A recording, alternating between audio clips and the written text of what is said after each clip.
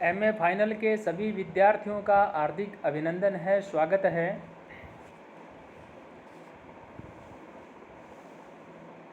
हमने द्वितीय अध्याय जो है वो शुरू कर रखा है काव्य मीमांसा का,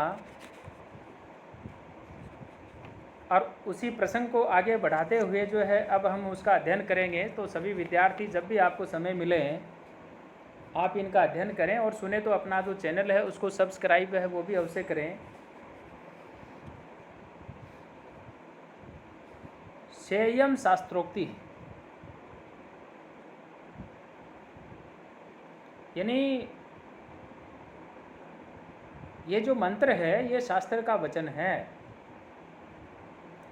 प्रत्यधिकरणम च ऋचम यजुः सामाथर्वणम,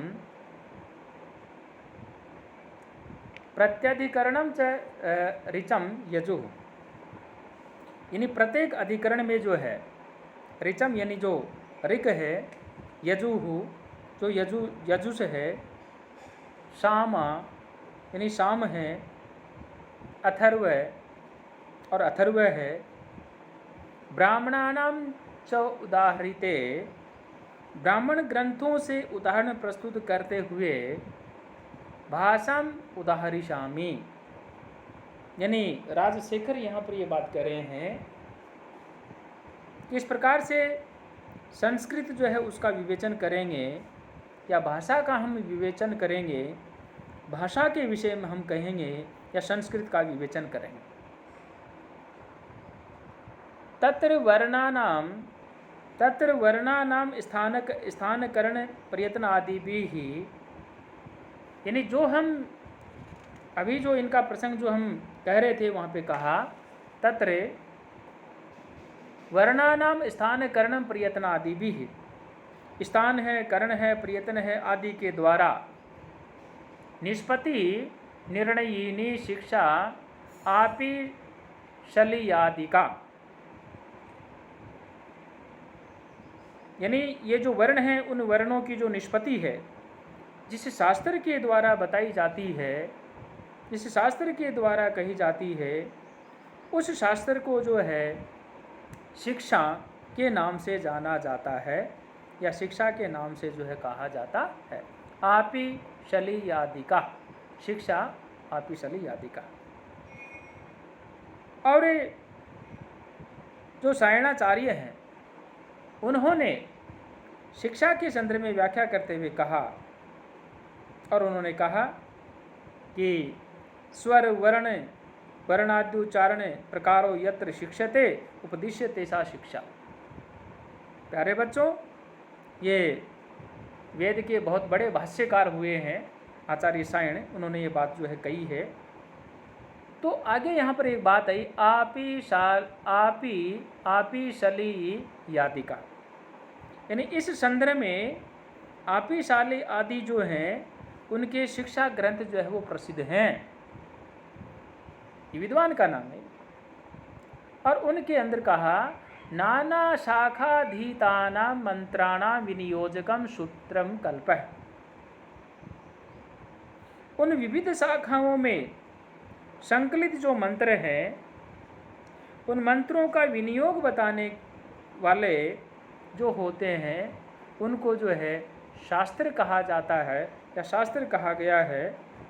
और साथ साथ में उनके अंदर कहा कि नाना शाखाधीताना मंत्राणां विनियोजकम सूत्रम कल्प है, उन अनेक शाखाओं में संकल्पित जो मंत्र हैं उन मंत्रों का विनियोग कहने वाले शास्त्र जो कहलाते हैं, इसे भी जो है यहाँ हम कह सकते हैं क्या, सा च यजुर्विद्या, अर्थात इसे ही यजुर्विद्या जो है वह भी कहा जाता है।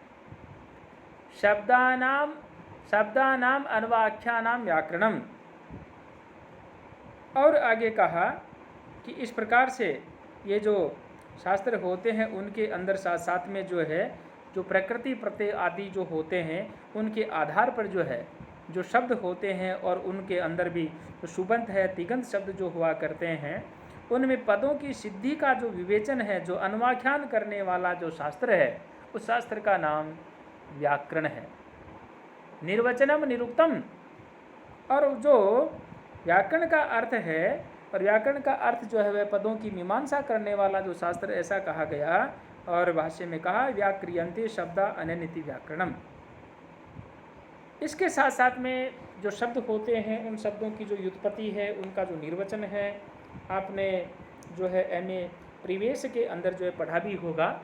जैसे आचार्य की यदि हम बात करें और आचार्य शब्द उसके निर्वचन की यदि हम बात करें, आचारं ग्राहयति इति आचार्य, अचिनोति अर्थान इति आचार्य, अचिनोति बुद्धिमिति वा, ये आचार्य का निर्वचन है।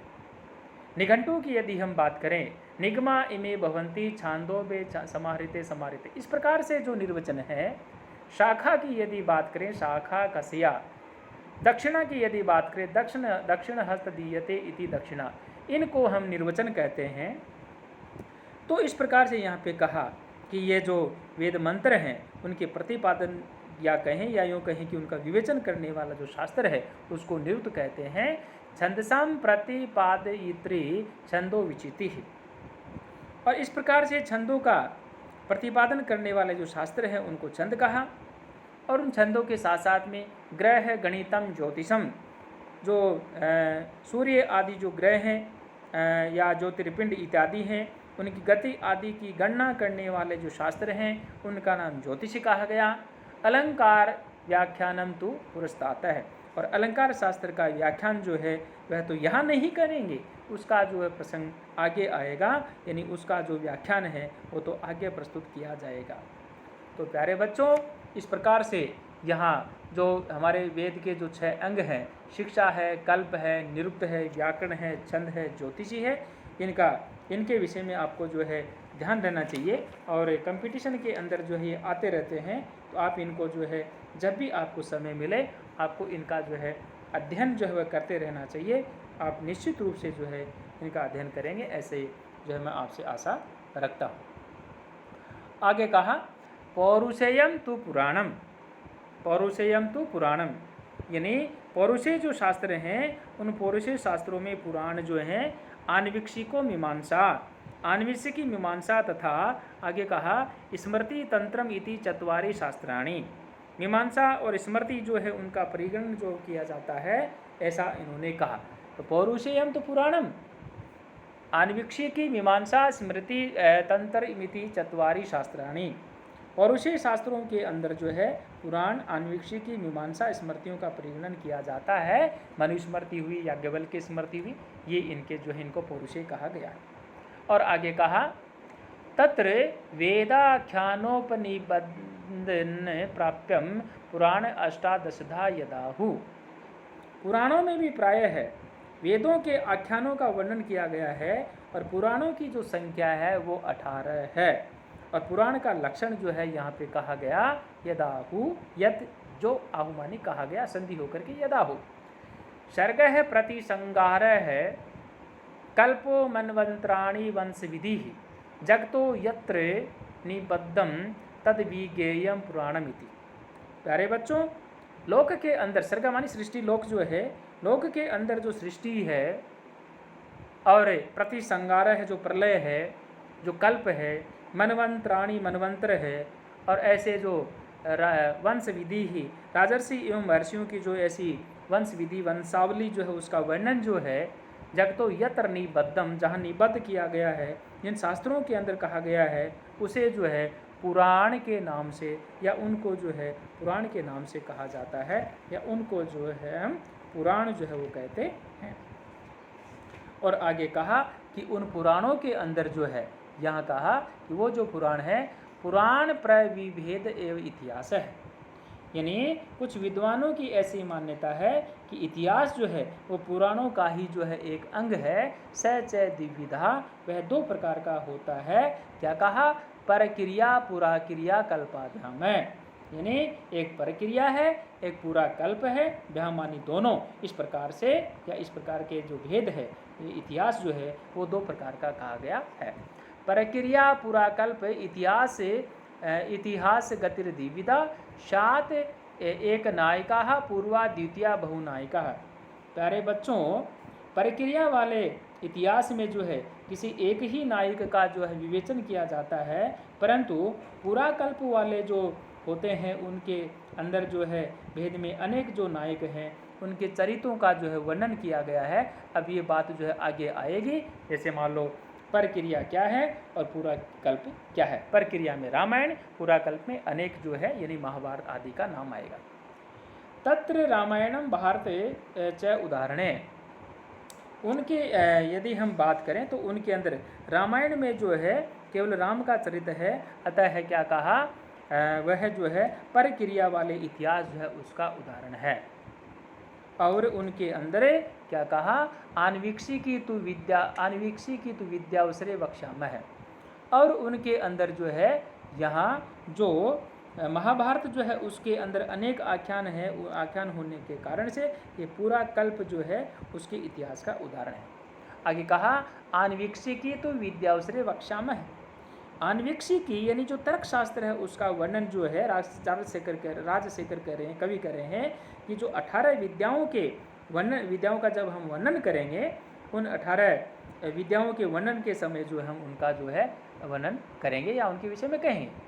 निगम वाक्यानाम न्याय शास्त्रेण विवेक्त्री मीमांसा, और न्याय की कसौटी पर अनेक तर्कों के द्वारा वाक्यों का विवेचन करने वाली जो विद्या है वो मीमांसा है।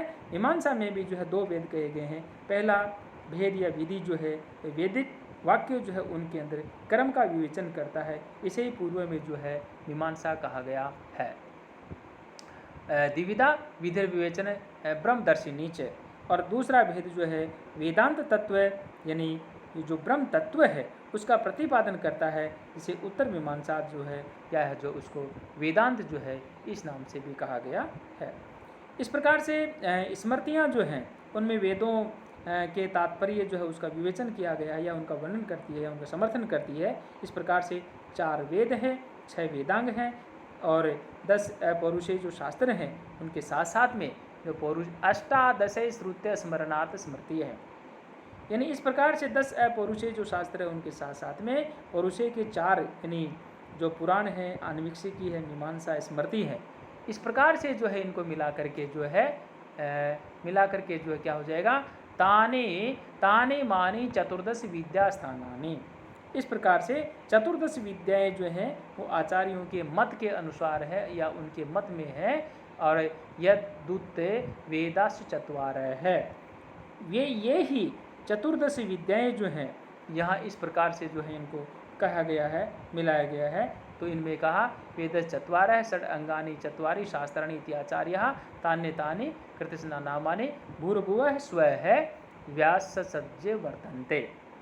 यानी उनके अंदर जो है ये 14 जो हैं विद्याएं हैं, भूलोक है, भुव है, लोक है, स्वह लोक है, इन तीनों लोकों में व्याप्त सभी वस्तुओं से जो अनुसूत हैं, इस प्रकार से यहाँ ये बहुत ही प्रसिद्ध उक्ति है। और आगे कहा विद्या स्थानानां गंतुम अंतम न शक्तो जीवेत वर्षाणां यो अपि साग्रम सहस्त्रम तस्मात् संक्षेपादार्थ संदो है उक्तो व्यास है संत्यक्तो ग्रंथम भीरु प्रियार्थम। इस प्रकार से यहाँ पे कहा कि जो हजारों वर्षों की लंबी आयु को प्राप्त करने वाला यदि कोई व्यक्ति है और वह भी पूर्व कथित जो 14 विद्याएं हैं, उन 14 विद्याओं को जो है इस प्रकार से तो पारंगना 14 विद्याओं में पारंगत नहीं हो सकता, अतः उन 14 विद्याओं का यहाँ संक्षेप में वर्णन किया गया है। इस ग्रंथ का विशद कलेवर है, उस कलेवर से भयभीत सुकुमार जो सज्जन हैं, बालक हैं, अथवा यहाँ स्वयं कवि कह रहे हैं कि जो प्रिया यानी जो अवंती सुंदरी है उनकी प्रसन्नता या सुखावबोध के लिए कि इसका जो है अधिक विस्तार जो है वो नहीं किया गया है। तो इस प्रकार से यहाँ जो द्वितीय अध्याय जो है उसके अंदर ये हमारे जो अभी जो साहित्य की बात चल रही थी, पहले हमारे पौरुषेय की बात चली और उसके अंदर जो है पुराण और इतिहास का प्रसंग देते हुए आप यहाँ जो आए, और अब हम अगला जो वीडियो आएगा, अगले जो आएगा यहाँ पर हम जो है इसी प्रसंग को आगे बढ़ाते हुए है जो है हम इनका जो है अध्ययन करेंगे। सभी विद्यार्थियों का बहुत बहुत आभार।